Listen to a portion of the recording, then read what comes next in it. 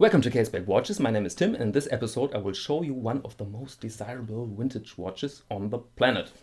At least this is my opinion, because I got one Tudor Day-Date from 1969. Not in immaculate condition, but in a very good condition. And my plan was presenting you this watch together with my vintage Rolex bracelet.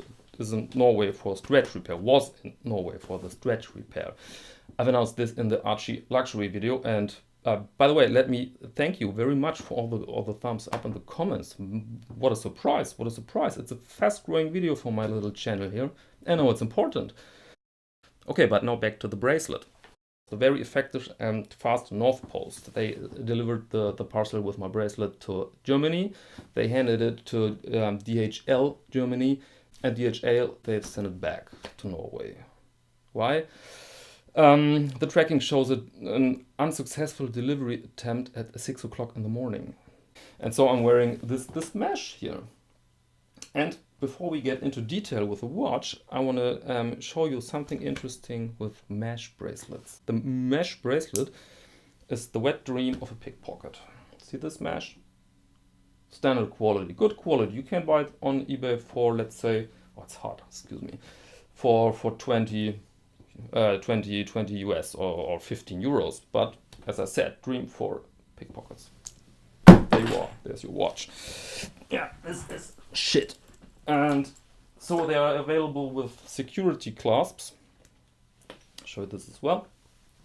Here we have it, a little security clasp, click, click. And this shall provide protection. There you are.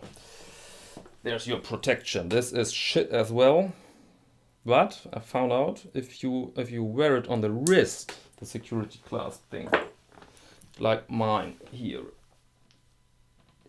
then it actually works.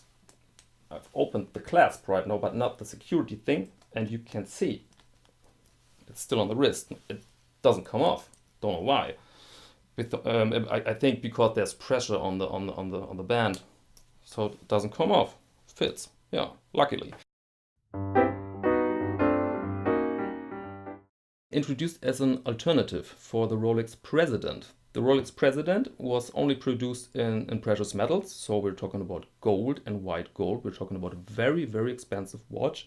Vintage ones you can pick up right now for, let's say, 7,000 euros. I'm talking in July 2018. You can find another situation if you're watching this in another year. And not everybody wants to spend that kind of money on a watch, but this is a very beautiful complication, this day window, especially this day window in combination with a date. Many people love that a lot.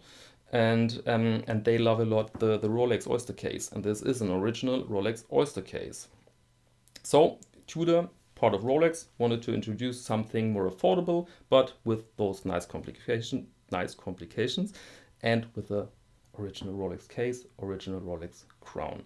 Hang on. You can hear my voice now as a voice over effect, because in the video I'm speculating, I'm rambling, and I'm speculating what kind of Rolex cases Tudor has used in the production for the Tudor Day-Date, and this speculation, I have to admit it, is pure rubbish. So let's cut, and now we're back on track.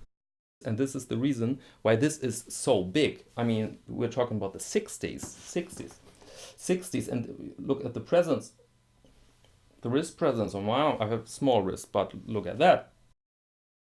Yeah, this is a beauty. And the condition of the dial is certainly immaculate. You can't see any sort of patina or damages, scratches. There are some tiny scratches on the crystal, which is plexi, so it's no big deal. Remove this, but it's not so important for me, I must say.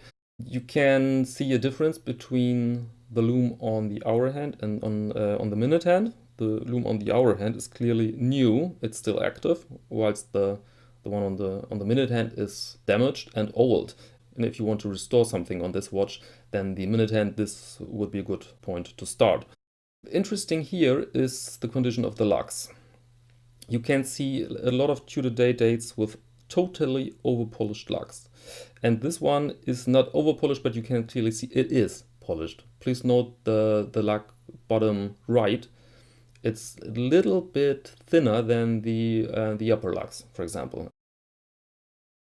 And sometimes you can see those models with lugs so thin that you can spot the end of the spring bar.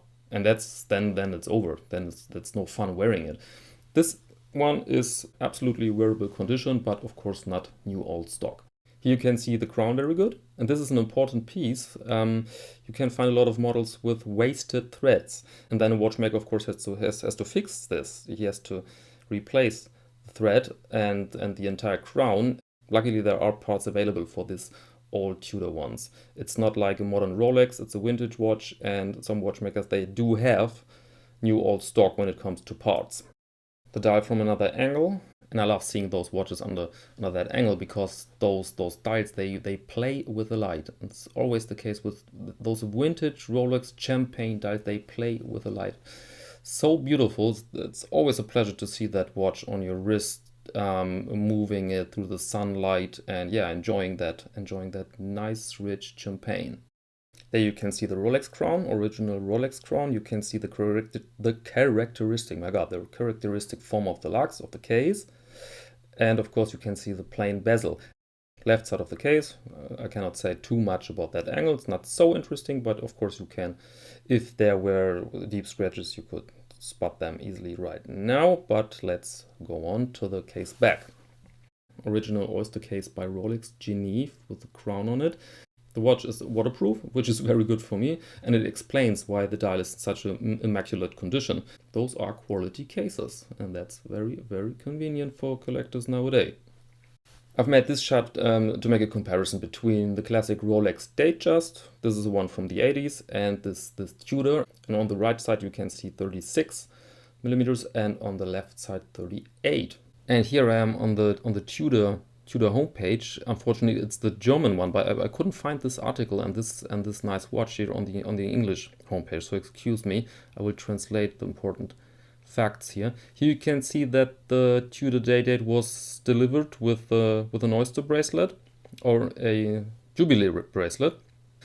And here some information about the movement. And that's very interesting. They used a movement by A.S. Schild, which was an old company like ETA.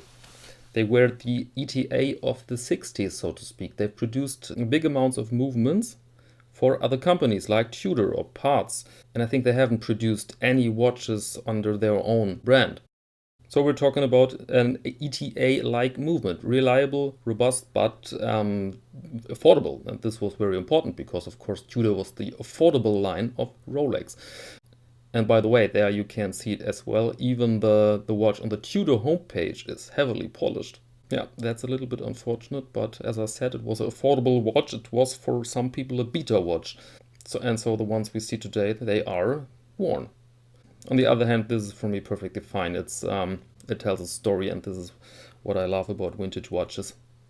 So this is all I can say about the Tudor Day-Date. I wanted to make a small part. I wanted to give you some information about the price of the model. It's very hard. And this is take 17 on this part, talking about the price. And I don't have much to say about that. It's so hard. It was introduced as an inexpensive watch, alternative to Rolex. Now it's super rare, at least in this condition. So we are talking about whole other region of prices. But it's, on the other hand, it's, I'm rambling now. It's impossible to say what you have to spend, at least for the watch. I don't know. You have to search the entire globe for Tudor Day-Dates in good condition, and then I think it's completely up to you what you want to pay and what you want to get back. And now I'm rambling again, and I will stop that. So thank you very much for your attention. If you find my channel useful, I would appreciate if you subscribe. This is very helpful for me. It's encouraging, I must say, very encouraging. And if you are into Gypsy Jazz, then check out the hidden outro. Until next time.